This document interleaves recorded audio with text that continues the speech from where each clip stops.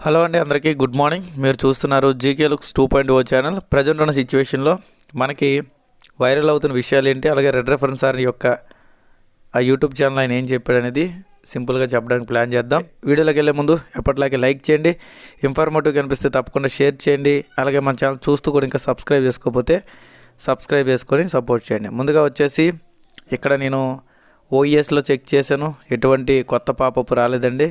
అలాగే విక్టరీ డాష్లో కూడా వెళ్ళి చెక్ చేసాను, దాంట్లో కూడా ఎటువంటి కొత్త పాపప్ రాలా. ఓకే, నెక్స్ట్ వచ్చేసి రెడ్ రెఫరెన్స్ సార్ యొక్క యూట్యూబ్ ఛానల్లో ఆయన వీడియో చేశారన్నమాట. ఎందుకంటే ఆయన వారానికి మధ్యలో 2-3 రోజులు గ్యాప్ ఇస్తూ ఉంటాడు, చేశాడు. బట్ ఇప్పుడు ప్రాక్టికల్గా చూసినట్టయితే ఆయన వీడియో కూడా 1500-1600 మంది మించి చూడట్లేదు అన్నమాట. అంటే ఉన్న 14 లక్షల మంది ఫౌండర్స్లో మెయిన్ హెడ్స్ వచ్చేసి 6-7 లక్షల మంది అనుకున్నాం కదా. ఈ 6 లక్షల మందిలో కనీసం 6000 మంది కూడా చూడలేదంటే దాన్ని బట్టి మీరు అర్థం చేసుకోండి. ఇంట్రెస్ట్ అనేది చాలామందికి తగ్గింది. ఇక్కడ మనం తగ్గిస్తున్నాను కాదు, తగ్గింది అంతే బేసిక్గా.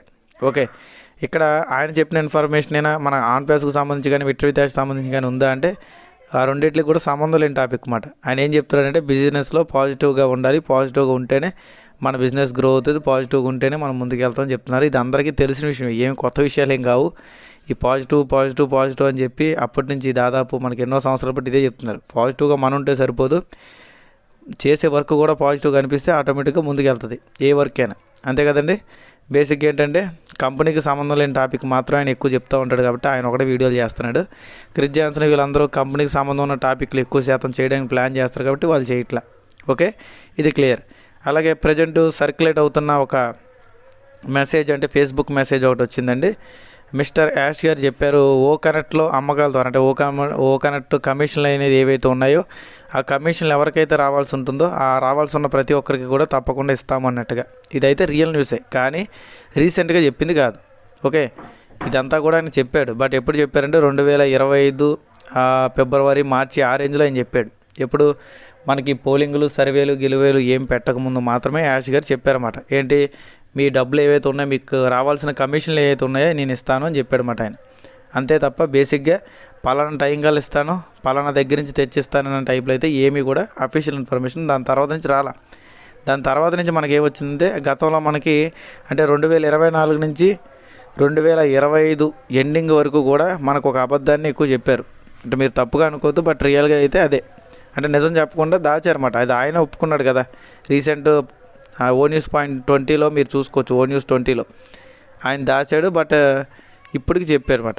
బేసిక్గా ఏంటంటే 2024 నుంచి 2025 దాకా ఆన్ ప్యాస్లో జరిగిన, అంటే ఆన్ ప్యాస్ అంటే మనకి ఏదైతే ఓ కనెక్ట్ సంబంధించిన ప్యాకేజీ సంబంధించిన అమౌంట్ ఏదైతే ఉందో అదంతా కూడా దుబాయ్కి సంబంధించిన గవర్నమెంట్ అనేది హ్యాండ్ ఓవర్ చేసుకుని ఒక బ్యాంకులో సేఫ్గా ఉంది, మీకు త్వరలో ఎన్ని SEC కేసు క్లోజ్ అవ్వగానే ఇస్తారని చెప్పారు. బేసిక్గా అయితే ఇదంతా మీరు విన్నదే, నేను చెప్పిందే.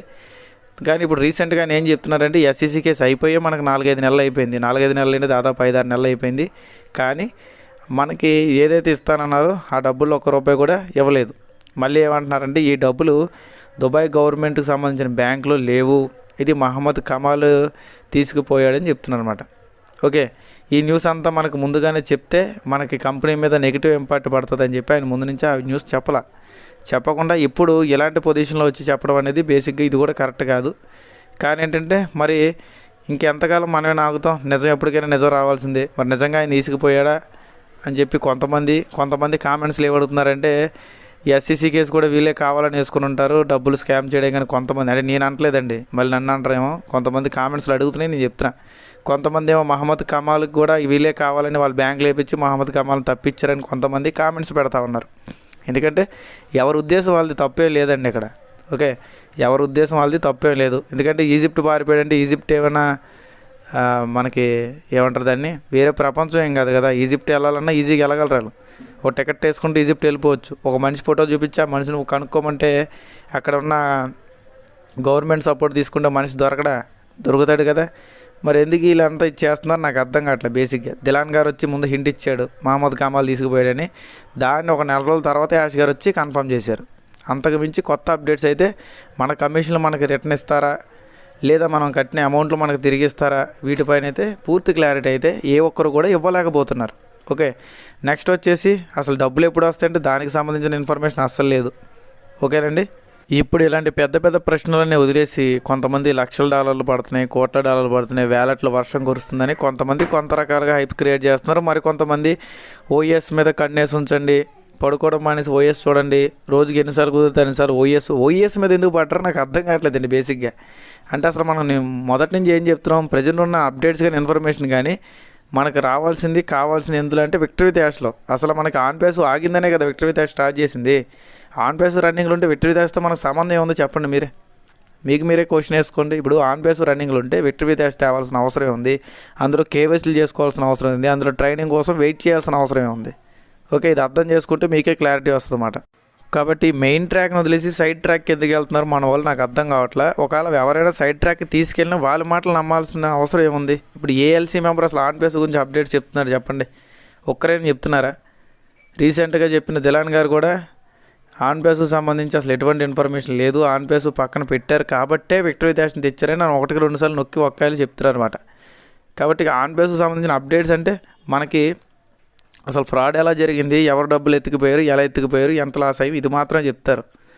మనకు మళ్ళీ డబ్బులు ఎప్పుడు ఇస్తారు ఏంటి అనేది చెప్తే చాలా హ్యాపీ. బట్ ప్రాక్టికల్గా దాదాపు 50 రోజులు అయిపోయింది, ఇప్పుడు దాకా ఇన్ఫర్మేషన్ ఎందుకు చెప్పట్లేదు నాకు కూడా తెలియట్లేదు. 45 రోజుల నుంచి 50 రోజులు అయింది మనకు పాపప్ వచ్చి. ఓకే, ఇక్కడ ఆల్రెడీ ఉన్న కన్ఫ్యూజన్కి క్లారిటీ లేదు, కానీ మన వాళ్ళని కొత్త కన్ఫ్యూజన్ క్లియర్ చేస్తున్నారన్నమాట. ఇలా క్రియేట్ చేసి ఓ క్రియేట్ అంటారు, ఓ కనెక్ట్ అంటారు, ఓ వర్చువల్ అంటారు. మనకు అసలు అప్లికేషన్లు ఇప్పుడు దాకా కనీసం డెమోకి కూడా రాని వాటి పేర్లు చెప్తున్నారు చాలామంది గ్రూపుల్లో. మరి ఎలా చెప్తున్నారు, ఎక్కడి నుంచి వీళ్ళకి ఇన్ఫర్మేషన్ వస్తుంది అనేది ఎవరికి తెలియట్లేదు. అసలు ఆఫీసులు ఎక్కడ ఉన్నాయి అడగండి వాళ్ళని, ఇన్ఫర్మేషన్ వచ్చినాయి మహానుభావుల్ని. ఓకే, ఇది తెలుసుకొని మాట్లాడితే బాగుంటుందని చెప్పి నేను అంటున్నాను. ఇప్పుడేకైనా సరే ఫౌండర్స్తో ఆడుకోవద్దు దయచేసి. ఓకేనండి, ఇప్పటికైనా అర్థం చేసుకోండి, వాళ్ళని వాళ్ళ పనులు చేసుకునేలాగా మోటివేట్ చేయండి మీరు ఏదైనా వాళ్ళకి చేయగలిగితే.